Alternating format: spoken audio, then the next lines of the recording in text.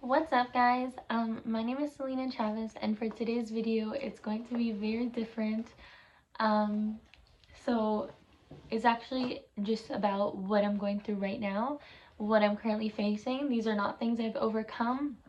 There has not been full breakthrough in this area, but it's what I'm in right now. It's real, it's vulnerable, and Jesus has been telling me to make this for like a month, and I've been so terrified because it's hard to be so open about what you're currently facing, but I want to be obedient to God, and I know that there has to be a purpose behind this video. And even if it's to inspire one person, like, that is enough. Even if it's to bring hope to one person, that's enough. Even if it's a part of my testimony for healing in this area, that's enough. So I'm gonna just get right into it and talk about what's going on. But before I kind of go right into it, actually, I'm gonna do some background information about why I'm going through what I'm going through. So when I was like in grade 7 or 8, my parents got divorced, which was really hard because obviously when you grow up in kind of a Christian home, divorce is very different and it's not talked about, especially in the church. Divorce is that one thing that's like it should never happen, and people will make you feel a lot of shame about it. And just divorce is not a common thing that I really saw in church. I didn't really have too many friends that had experienced it or talked about it or anything, so it was hard. And it was also a confusing time because my parents had been separating a lot since I was little, but would always kind of work it out. And even like a crazy story is that my sisters are 15 and 17 years older than me. And after they had them for a while, I believe they said they separated and they weren't going to have any other kids. And God told them 15 years later to have me, which is crazy because they weren't even together. And God reunited them back together and they had me, and then they also had Simone, who's my little sister.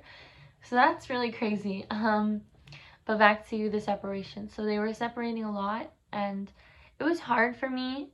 But at the same time, I felt like I didn't really process it because my parents would fight a lot. And when they really divorced, we actually moved one time, and I knew it was real because when we moved, my dad didn't come with us. And I was like, okay, this is actually serious. So when they really separated, I was like, okay, well, at least they're not fighting all the time. At least I don't need to be in that environment of tension. And I don't blame my parents for divorcing, and I honestly can understand why. And I'm not going to go into the whole reason as to why they divorced, but my parents got married. My mom was 17. I believe my dad was 19. They were so young, and they both came from very broken homes. They both experienced mental abuse, physical abuse, emotional abuse, sexual abuse. Like, they went through it.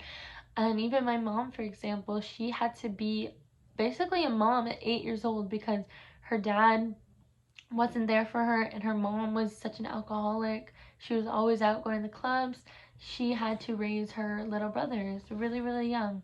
And a big reason why my parents had to get married, my mom actually kicked her out at the time, or her mom kicked her out. My grandma, she passed away from cancer a while ago, but at the time, like, her grandma had kicked her out, and my mom didn't have anywhere to go, so my dad kind of took her in, which is pretty sweet of my dad. That was really sweet.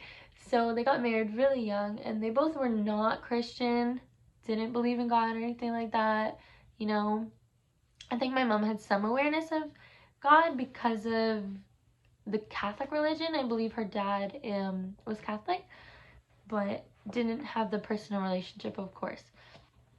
So fast forward, when I was, or actually kind of rewind, when I was 10 years old, we were living in a pretty big house, and it was a great house. All my friends lived in that area. They would all come over to my house. We'd always hang out and have sleepovers in my house all the time. Like, it was just so much fun. We made a fort in my house and like in our backyard, and just like It was a house of all my childhood memories. Like, so many great things happened. But due to hard circumstances, my mom actually lost her really good paying job, and my dad stopped working. We had to sell it, which was very hard because it felt like a part of my childhood was gone when we sold it. But it's something that had to happen. So my dad was getting really, really depressed, and that was hard because when I was really little, my dad had a really successful business, was making great money, had so many opportunities, and I could just see depression like taking over him, and he became very I don't want to label him as lazy, but he wasn't doing much. He was just always just like watching TV on the couch, sitting, and my mom was always like, okay, like I need you to provide with me. I can't do this on my own. It's very hard. I need you to help. And my dad wasn't really helping at all. He wasn't really capable. I feel like his depression was getting really bad. His anxiety was getting really bad, that it just kind of overtook him. And I started to kind of lose him in an emotional way, because he could be there physically, but emotionally he wasn't fully there, and financially he wasn't providing, and it was hard for me. It was hard to watch my mom be both parents while my dad was still there. While my dad was still present, my mom had to take on both roles. Like, she was working multiple jobs, she was providing, all of that.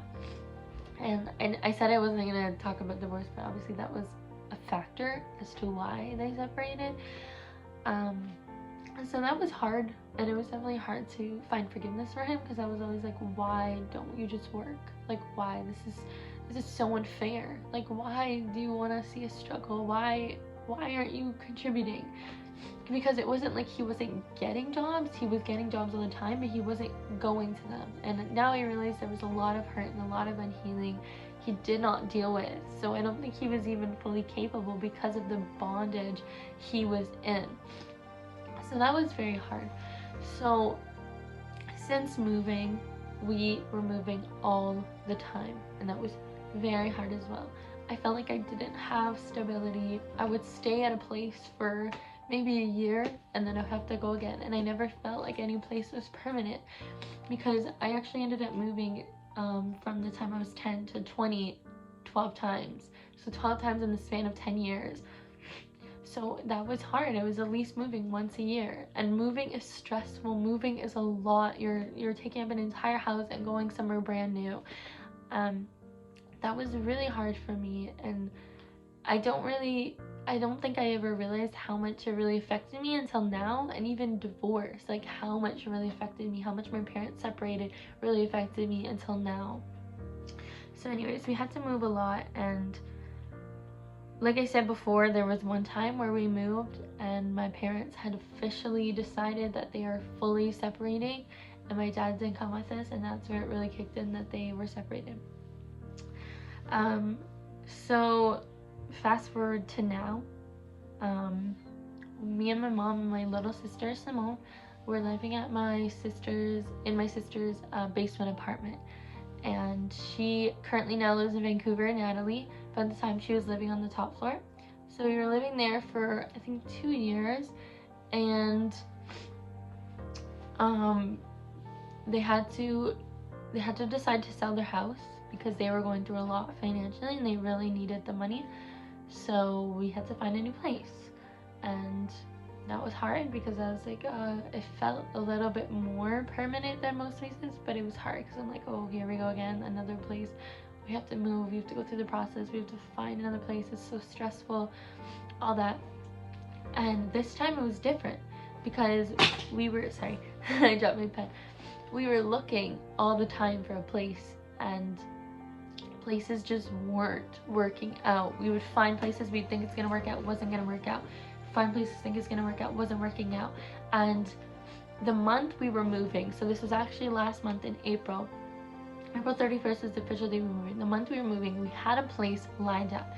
It was a great place, it was affordable, it was beautiful, I loved it, it had a nice yard, all of that. And the guy was always like, oh, when you move in, like always implying we're gonna move in all the time. And then as I got closer to the date, he started to stop answering us, and he started to stop responding to calls. And even like one time, my mom was always talking to him, I called him, and he was like, oh hey. And then when he found out who it was, that I was my mom's daughter, he was kind of like, oh, I'm really busy, can you call me tomorrow? And then just didn't answer. And it's just crazy. And then when he would answer, he would be like, oh yeah, we're just getting the house ready because it was under renovations. So my friend actually called him. I was kind of seeing where he's at, because I'm like, okay, is this guy just genuinely busy, or is he kind of playing us in a sense? Like, I wasn't sure. So my friend called him and was pretending to be interested in the house, and just kind of being like making up this whole scenario, fake name, everything, just to see what is this guy doing. And I was saying the exact apartment or exact place that we wanted to move into, the exact house.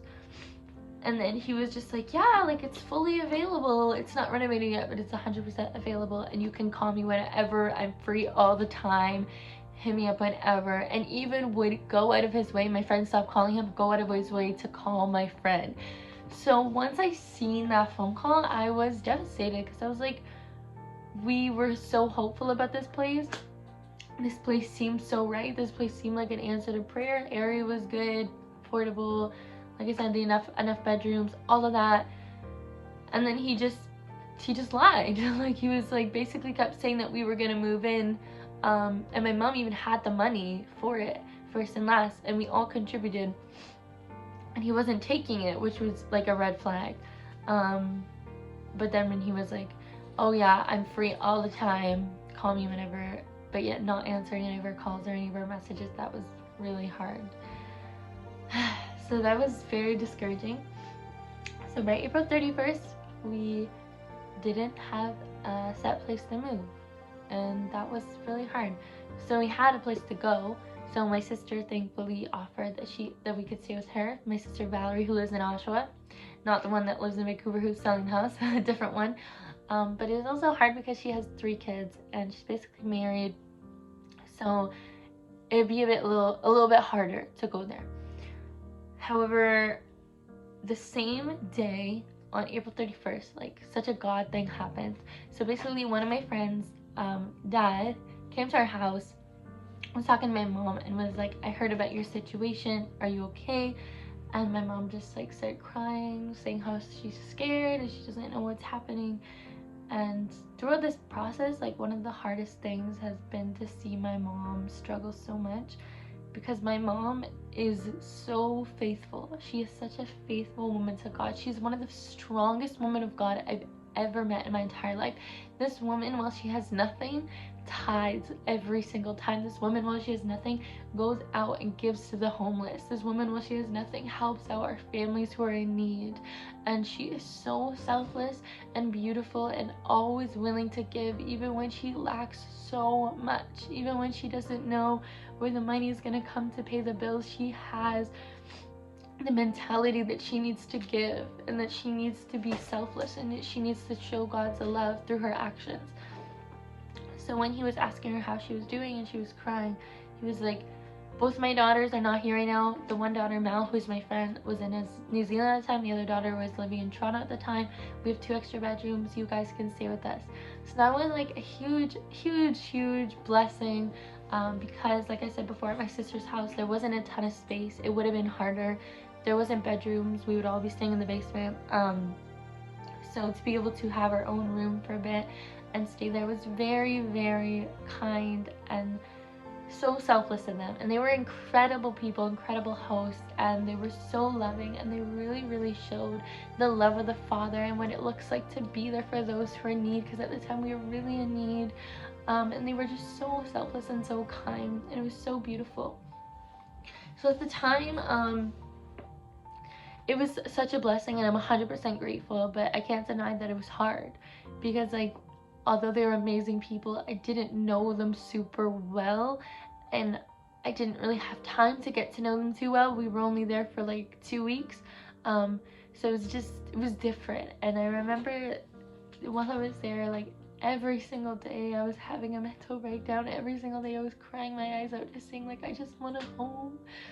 I just want somewhere to call my home. I just want stability. I don't want to be moving all the time. I don't want to know. I don't want to guess where do I have to go next. I just want a place where it can be mine and I can call home and I can be 100% comfortable in. And I was just going through so much attacks in my mind, like comparing myself all the time, feeling like, why do all my friends have great houses? They both have working parents, you know, and I feel like I didn't have any of that. I didn't have a home at the time. My parents aren't together. My mom is struggling and only providing, so it's really hard. So I was just like, oh man, it was a really bad place for me mentally. I'm so sorry. Oh man, okay, I'm crying a ton. So anyways, and I'm still in it. I'm getting to that part. So fast forward 2 weeks, we were there. One of their daughter had to come back. I don't exactly remember why. She had to come back, and I kind of thought like, okay, like it's kind of weird for me to stay, you know, while she's there. And my mom kind of thought the same thing. So thankfully, I reached out to my cousin Amanda, and Kayla's my second cousin. She is Amanda's daughter, and just asked if I could stay for a bit, and they were like, more than welcome. It's super kind, it's super loving. So I moved to Amanda's, packed up all my stuff, came to Amanda's, and my mom actually went away to her friend's house. So that was kind of hard because my sister is at my other sister's house, my mom is living somewhere else, and I'm at my cousin's house. But I was so grateful that I got to go to my cousin's house, because they are such a second home, and they've been such a second home since I was little. I'd always have sleepovers here. I love every single one of them. I have a great relationship with all of them. They are such incredible reflections of Jesus, and it feels like a home. It really does feel like a home, and I feel very comfortable and just myself here. So it's truly such a blessing. So I've been here ever since, and during this time, me and my mom have constantly been applying to houses. We had a few opportunities that were supposed to work and didn't work, and it's been really hard. One of the main issues too is like my mom doesn't have a credit score because she hasn't used her credit card in like 10 years. Something happened with her credit, and so that's been a big setback. I have a good credit score, but it kind of relies mostly on the person with the main income. So that was like a pretty big struggle, but we are constantly applying. And I think with the coronavirus thing, it's a little bit harder with everything that's going on, and there's not as much options, or the options are like really like, people are increasing prices even more because they know the demand, and there's just a lot going on. But yeah, that is kind of basically it with everything that I've been going through and everything that I'm in right now. And this has been something that's been really hard to share about. I'm even really nervous to post this because it's so vulnerable. It's like I said before, it's not something I've overcome. It's not something that's done. It's something that I'm currently facing right now. But there is hope. So God has been doing so much in me. So much. And one thing I really realized is that although I don't have a physical home right now, I don't have a specific address to call my home or my own, God has been my home in this situation.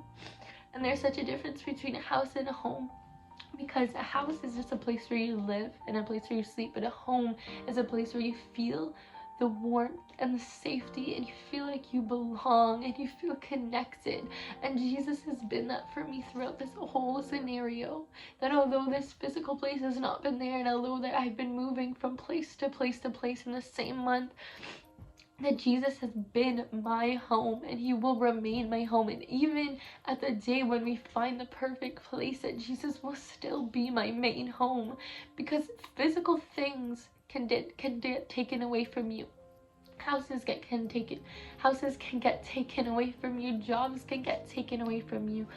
You know, relationships can fail, but Jesus remains eternal. Jesus remains forever. And that's something I've really realized, that you cannot put your hope into anything. Even with this coronavirus, so many people have been losing their jobs. Like, I lost my job, and I've just really realized that you can't put your hope in anything. You can't put your hope in anything besides God, because anything can fail you at any moment. Only God can sustain you.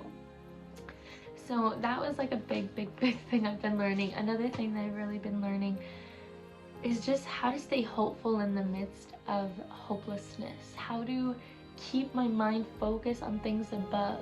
Like the scripture says, we do not focus on things in the natural, but things that are eternal. We have to fix our eyes on what God is doing, on the supernatural, you know? Like, I've been really not letting my circumstance dictate who I am and my mental state and all of that. I will 100% allow myself to feel and go through it and cry it out, because I think that's normal and I think that's healthy. But I'm not gonna let my mind stay in doubt. I'm not gonna let my mind stay in comparison. I'm not gonna let my mind stay in constantly feeling like nothing's ever getting better, because I could be thinking that, because I've been praying, my mom's been praying, we've all been praying, and we haven't really seen in the natural a big improvement. But I'm not gonna let that alter how I see God. And that's another huge thing I've been learning, is that how you see God is truly tested in the wilderness. Because it is so easy to see God as a good God when everything's good, when your relationships are good, when your job is good, you know, like you have the right place to live, all of that. It's so easy when you're in your comfort zone and you have everything at your fingertips. Obviously, it's so easy to see that God is good and God is a providing God. But what happens when you have nothing? What happens when everything crumbles? What happens when everything fails? What happens when everything you've been praying for has not been working out? Will you still then see that God is good? And God has been testing it to me, saying, will you still see that I'm a good father? Will you still see that I'm for you? Will you still see that I am with you in the midst of the storm, in the midst of the wilderness? And I've had to continuously choose that, yes, I will believe that you are good. Yes, I will still praise you. Yes, I will still worship. Yes, I will still declare your word over my life and your promises over my life. And your hope is not determined by a circumstance. Hope comes from the source of God. And as long as God is our source, we will have hope. A house is a resource. You know, a relationship is a resource. Money, a job is a resource. But God is the main source. And when we have the main source, all of the fruits of the main source will be shown in us, which is hope, which is love, which is patience, which is kindness, which is everything that is good. Everything that is good really flows from God in us. So those are a few things I've really been learning. And also just that life is not about you. Life is not just about me. It's not just about you. We have to think beyond ourselves and know that God has placed us to be a testimony to so many people. Our tests will be our testimonies. Our message will be our messages. And your life is so much beyond you. Your life is to inspire and to bring hope and to bring a supernatural amount of empathy. One huge thing I've learned is when you go through things, you gain empathy like crazy for people when they're in it. You cannot fully have an insane amount of empathy and understanding for someone unless you first faced it. And sometimes God allows us to face things just so that we can relate to another, just so that we can show another that they're not alone, just so we can show another that there is hope in the middle of the storm. Empathy is such a beautiful gift from Jesus, and it can bring so much healing to people's hearts. There's been so many times where people have shown me so much empathy and love and understanding, and I just felt the love of God through their words, and I felt like a healing was flowing through me. So yeah, those are a bunch of things I've learned. Also, just keep dreaming and keep hoping. Like I said before, even the other day, God was like, I want you to write down every single characteristic you want in a dream house. And I was like, God, like, I don't even have a house right now. And he was like, I don't care. I want you to write down every single thing you want in a house, all the little details, every single thing. And I was just writing it all down and I was declaring it. And he was like, one day I'm going to give you this house. And will you still believe, even if you don't see it for years, but one day you will have this house? And I truly had to believe that, yes, one day God is going to help provide and we will have this house. And I want nothing more than to see one huge thing I'm praying for is to see my mom have extreme breakthrough and to see her have a beautiful, amazing job, because she is so capable of having the right job, and that we have the right house, and that house will be a minister. That house will be a ministry place for others, that other people who feel like they don't have a house, or feel like they don't have a safe place to go to, or feel like they have a broken home, can come and feel at home and come and feel the Father's love. And yeah, I just want it to be a place of healing, and I'm really, really, really excited for that. So there's just been so much that I've been learning. I literally wrote down a bunch of notes to talk about for my video, because there's been so much. And even another huge thing, one last thing. Before Jesus went into ministry, when Jesus went into ministry, he was 30 years old. 30 years old. He could have went to ministry earlier, but he was faithful to the Father and to when the right time was. And timing is a very powerful thing with God's plan for us, because we don't want to rush it, and there are a lot of things we have to learn before we go into the big blessing. Like before we go into the big breakthroughs, we need to learn. We have to have our character developed. We have to be refined in the fire so that we can face even more, and that we can help even more people go through the things they're going through, and we can gain authority in it. So before Jesus went into ministry, he first went into wilderness, and I believe it was 40 days, and that was hard for him. He was tempted 3 times by the devil, and each time the devil tempted him, it was an accusation of who the Father wasn't. So he had to stand firm in knowing who the Father was, that the Father was for him, that the Father loved him, that the Father's approval was more important than the approval of man, because the enemy tried to tempt him to prove to men that you're the Son of God by doing this and this, but he said no, and he stood firm, and he rested in the promises of God, knowing that he would overcome this, and that he would come out of this stronger and better, and that he would be able to bring breakthrough to others, which he did, and bring healing to others, which he did. But he first had to go through the wilderness. So a lot of times before you get to your breakthrough and your miracle and all of that, you're gonna go through the wilderness, and sometimes that's years, and sometimes that's a continuous process where it feels like there's healing, and then it comes back. It feels like there's healing, comes back, but I promise you it will end. I don't know when it will end, I don't know how it will end, it may look completely different, but healing is there, and healing will happen. But until then, will you let your mess be a message?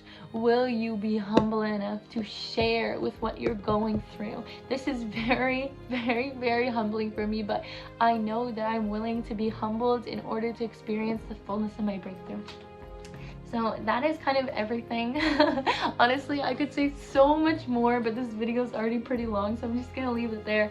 But I just want to pray into this and pray for anyone who feels like they're going through the wilderness, because I know what that's like, and I know it can feel so defeating, and you can feel like you're so alone, and you can feel like it's never gonna end because of the circumstances. But I promise you, if it's not good, it's not the end, and that God will have the final say. Your circumstance will not have the final say, but God will have the final say.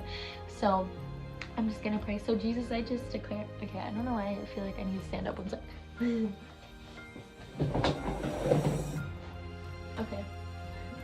So God, I just proclaim for fullness of healing for anyone struggling right now, anyone who feels like they're in the wilderness. God, I just proclaim for fullness of restoration, fullness of hope, that they will know in their mind and in their heart that you are a good Father, that they will know that you will deliver them out of this, that they will know that you have not abandoned them nor forsaken them, that you are with them in the middle of the storm, Jesus.